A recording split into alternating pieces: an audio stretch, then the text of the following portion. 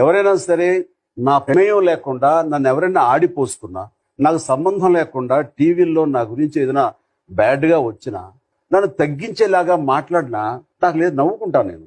ఎందుకంటే అది నేను కాదు.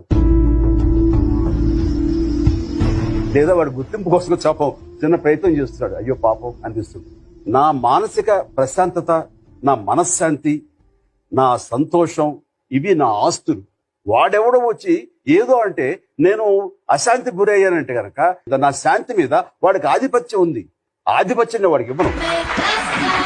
మీలాగా పైకి రావాలనుకునే వాళ్ళందరికీ ఒక డ్రీమ్ పెట్టుకుంటాం. బట్ ఆ డ్రీమ్ రీచ్ అయ్యే లోపే ఆ బాధలకి ఇంక నేను తట్టుకోలేను, I'm going to give up today అనే వాళ్ళకి మీరైనా మెసేజ్ చెప్పగలరా? ఒక నున్నటి ధ్వజస్తంభం ఉందండి. చాలా కప్పలు వాటిని మీద ఎగబాకాలని చూస్తున్నాయి. అక్కడ ఏం జరుగుతుందిరా అని అడిగాడు. కప్పలన్నీ స్తంభం ఎక్కుతున్నాయి, నున్నగా ఉన్న స్తంభం పైగా